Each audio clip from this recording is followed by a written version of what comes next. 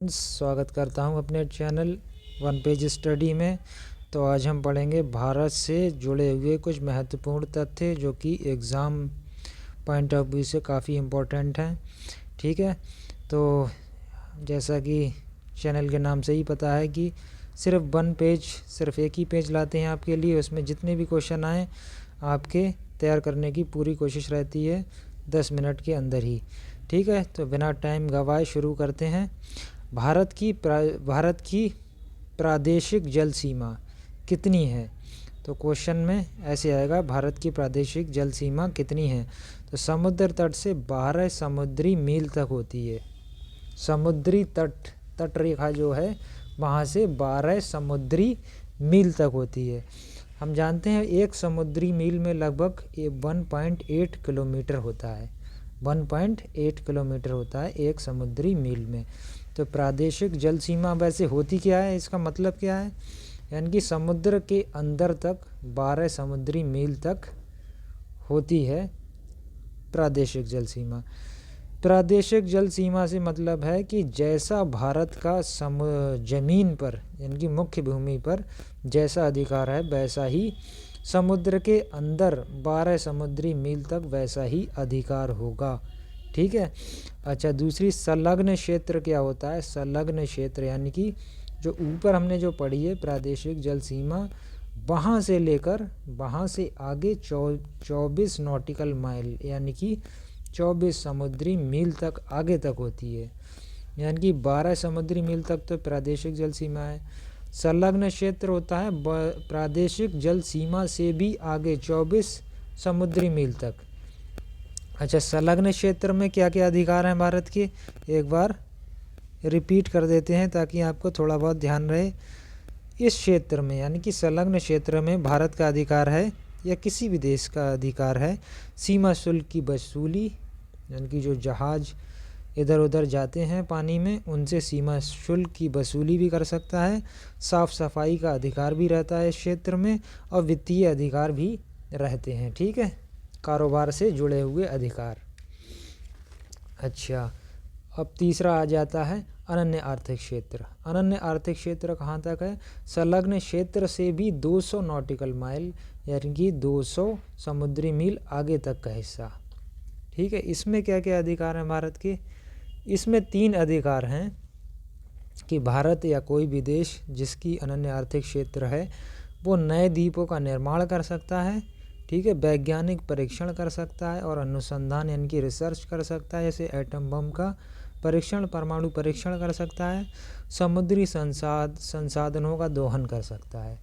समुद्री संसाधन जैसे समुद्र में तेल वगैरह निकलते हैं उनको निकाल सकता है, उन्हें अपने उपयोग में ले सकता है।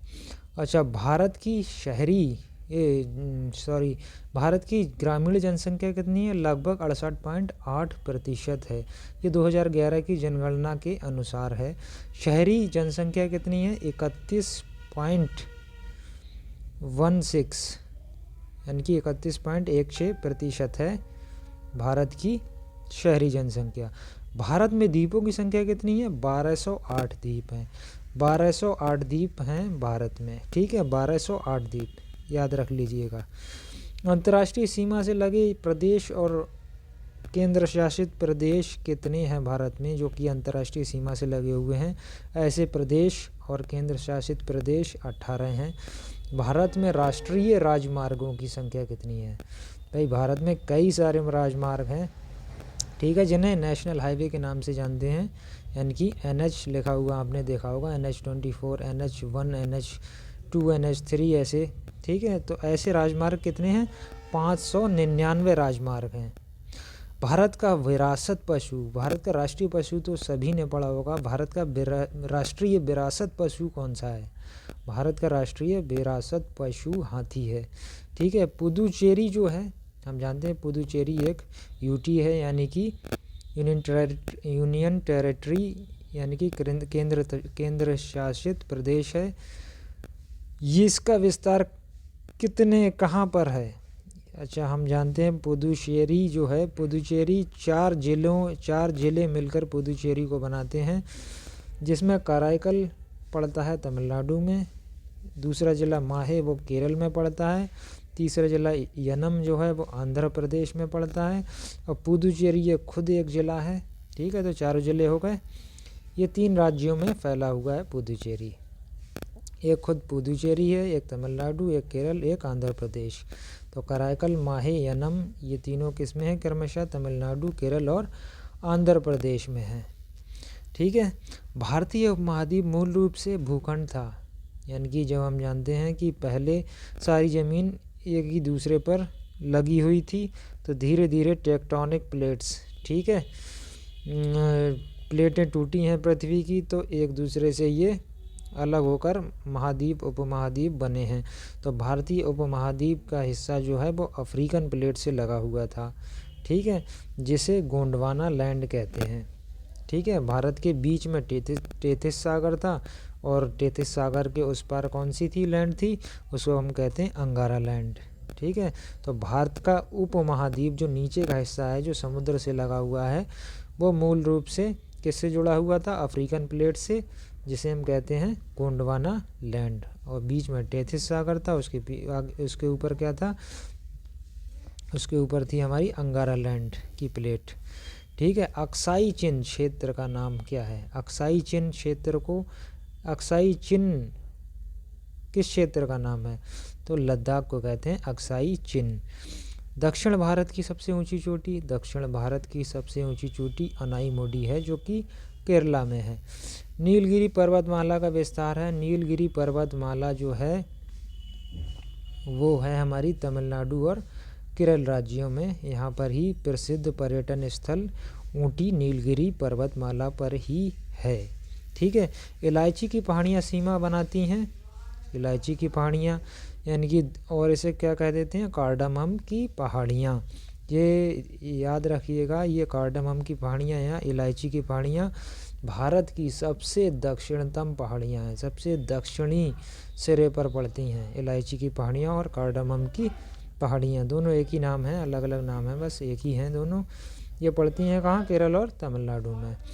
अच्छा, नर्मदा व ताप्ती के बीच पर्वत श्रेणी है। हम जानते हैं नर्मदा जो है वो दक्षिण की तरफ है, और नर्मदा जो है वो उत्तर की तरफ है, और ताप्ती है दक्षिण की तरफ। दोनों ही अरब सागर में गिरती हैं, और दोनों ही क्या बनाती हैं? एस्चुरी बनाती हैं। यानी कि जो अरब सागर में जो नदियाँ गिरती हैं वो एस्चुरी बनाती हैं, और जो बंगाल की खाड़ी में जो नदियाँ बनाती हैं वो क्या बनाती हैं? बंगाल की खाड़ी में जो नदियाँ बनाती हैं, बंगाल की खाड़ी में जो नदियाँ गिरती हैं वो क्या बनाती हैं? वो डेल्टा बनाती हैं। ठीक है, तो नर्मदा और तापी के बीच में पर्वत श्रेणी कौन सी है? सतपुड़ा की पर्वत श्रेणी है, सतपुड़ा की पर्वत श्रेणी है। उत्तर भारत में उप हिमालय क्षेत्र के सहारे विस्तारित मैदान है।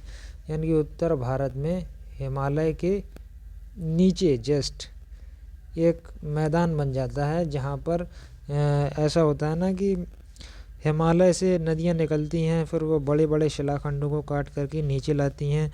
शिलाखंड जो होते हैं वो एक जगह पर जमा होते रहते हैं, और ढाल कम हो जाता है नीचे आते आते, तो वो नीचे और शिलाखंडों को बहा कर नहीं ले जा सकती, क्योंकि ढाल कम होने से नदियों का वेग भी कम हो जाता है, तो वो शिलाखंड वहीं पर ही रोके रह जाते हैं। तो शिलाखंड बिछ से जाते हैं लगभग 20 किलोमीटर की चौड़ाई में, यानी कि सिंधु नदी से और तिस्ता नदी तक। सिंधु नदी कहाँ पर है? सिंधु नदी हमारी जम्मू और कश्मीर और पाकिस्तान की तरफ है, और तिस्ता नदी ये तुम्हारी पड़ती है, ये आपकी पड़ती है अरुणाचल प्रदेश की तरफ। तो इतने एरिया में, इतनी लंबाई में, समझ लीजिए ये 3000 किलोमीटर, लगभग 2500 किलोमीटर होगा। ये 20 किलोमीटर की एक चौड़ी एक पट्टी है, इसको कहते हैं भाबर प्रदेश, यानी कि शिलाखंड ही हैं इसमें बिछे हुए। ठीक है, आपको समझ में आ गया होगा भाबर प्रदेश क्या होता है। तो नेक्स्ट क्वेश्चन की तरफ चलते हैं। भारत की सबसे नई पर्वत श्रेणी कौन सी है? शिवालिक की। शिवालिक की श्रेणी सबसे नई है। 3 श्रेणियां हैं हिमालय की: वृहत, लघु और शिवालिक। शिवालिक की ऊंचाई सबसे छोटी है और सबसे बाद में ये बनी है। अच्छा, शिवराय की पहाड़ियाँ कहाँ पर हैं? शिवराय की पहाड़ियाँ हैं हमारी तमिलनाडु में। पश्चिमी व पूर्वी घाट कहाँ पर मिलते हैं? नीलगिरी पर्वत पर। अभी हम पढ़ चुके हैं नीलगिरी पर्वत कहाँ पर है? केरला और तमिलनाडु में। तो ये नीलगिरी पर्वत पर ही पश्चिमी घाट और पूर्वी घाट मिलते हैं। ठीक है। विश्व की सर्वाधिक तीव्र ढाल वाली चोटी है, यानी कि ढाल बहुत ही तेज और शार्प होगा एकदम, वो राकापोशी पहाड़ी है। ठीक है, राकापोशी पहाड़ एकदम तीव्र ढाल वाला पहाड़ है। ठीक है, काफ़ी ऊंचा पहाड़ है ये, 8000 मीटर से ज़्यादा ऊंचा पहाड़ है। अच्छा, हिमालय की अराकान योमा श्रेणी है। हिमालय की एकमात्र श्रेणी है। हम जानते हैं कि हिमालय घूम कर कश्मीर से पाकिस्तान, फिर कश्मीर, नेपाल, फिर बांग्लादेश के नीचे तक आकर म्यांमार में थोड़ा सा हिस्सा पड़ता है इसका। ठीक है, तो ये थोड़ा सा हिस्सा जो है वो अराकान योमा श्रेणी ही बनाती है। अराकान योमा श्रेणी इससे बनती है। तो ये अराकान योमा श्रेणी कहाँ पर है? म्यांमार में। ठीक है। उत्तराखंड के पाताल तोड़ कुएं किस भाग में पाए जाते हैं? उत्तराखंड के पाताल तोड़ कुएं किस भाग में पाए जाते हैं? तराई भाग में। ठीक है। कुल्लू घाटी कहाँ पर है? कुल्लू घाटी धौलाधार और पीर पंजाल श्रेणियों के बीच है। धौलाधार और पीर पंजाल श्रेणियों के बीच में है कुल्लू घाटी। उत्तराखंड व तिब्बत को जोड़ता है माना दर्रा। भाई माना उत्तराखंड और तिब्बत को जोड़ता है।